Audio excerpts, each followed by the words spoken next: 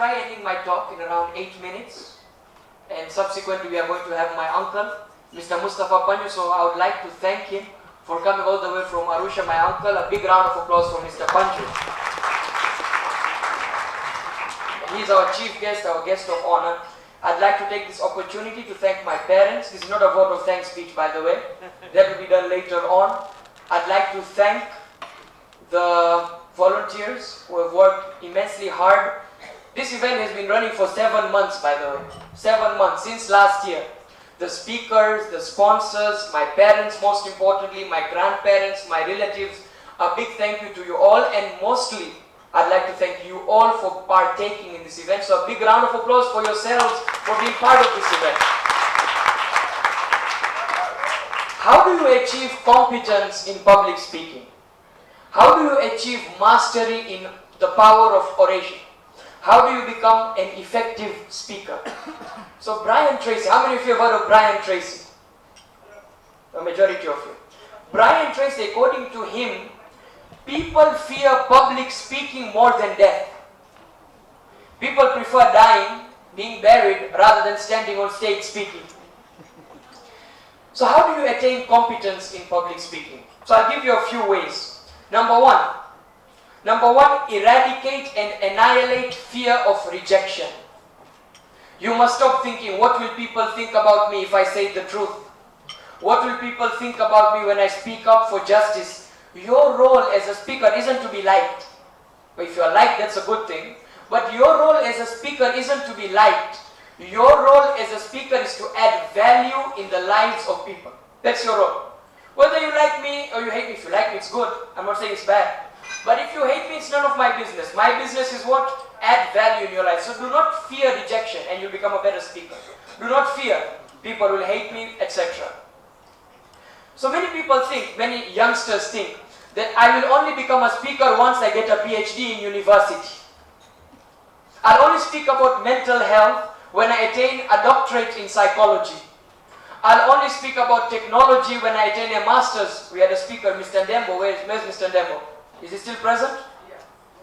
Mr. Ndembo. He says he learned majority of the things on Google and YouTube. So you don't have to have a degree in order to become a speaker. Yes, it's good. I'm not undermining degrees. Students, don't take me wrongly. Pursue your degrees. I'm pursuing a degree as well. So let me ask you, the people who are shaking the world right now, speakers who are shaking the world, like who? Greta Thunberg. You have heard of Greta? Yes. A climate activist. She's speaking up for climate change. She's saying we must stop ruining our environment.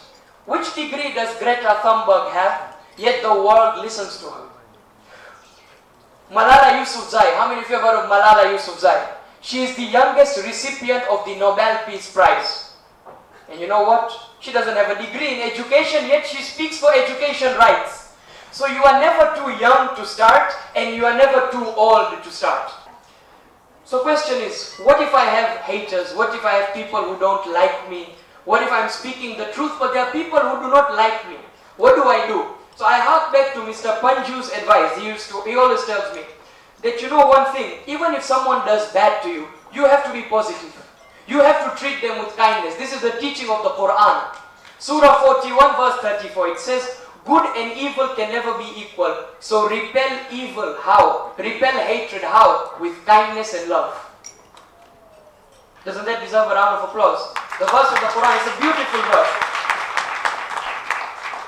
So that's one. Eradicate fear of rejection. Number two, look at public speaking in a positive light. Many of us think, oh, public speaking is scary, public speaking is this. Let me give you an example. How many of you use Netflix? Or you watch shows sometimes? TV series. So let's say you watch TV series and the TV series comes to an end. You, as a student, you love watching that series, it comes to an end. How would you feel? Will you feel happy or sad? Sad. And your parents, they see you constantly watching that series. You're not studying, you're not going to the mosque, you're not going to the church, you're not going to the temple, you're doing nothing substantial in your life. How would they feel when the show comes to an end? So is it the event or is it the perspective of the event? If you think public speaking is scary, it's not public speaking. It's your perception of public speaking that's scary. You say public speaking is the best, I'll look at it positively, you will succeed. You look at it negatively, you won't succeed. That's simple. That's just how the law works. So there are many leaders in the world. I'd recommend you to go through their books. Theodore Roosevelt, he was an ardent reader. John Maxwell, Robin Sharma, Roderick Nabe, great author. Mr. Eric Shigongo, these are Tanzanian authors, some of them. A book called Ejaz Bhalloo. Go through it. The Peak of Eloquence. Read scriptures like the Bible, the Hindu scriptures. Go through them. Read motivational books. Read books on entrepreneurship. So that's 2. 3. This is my second last point. You want to succeed in public speaking, be enthusiastic about it. Be what? Enthusiastic. Today, many of the speeches that you remember, so give me a few examples of the speeches that you feel are the best speeches ever delivered. You've never heard a good speech? You have. Which is the best speech you've ever heard? MC. I have a dream.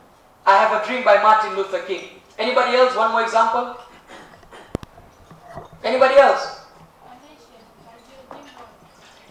Jim Rohn's speech. Let me ask you, those speeches, were they given from the heart or not? From the heart. If you speak from the heart, people will remember you.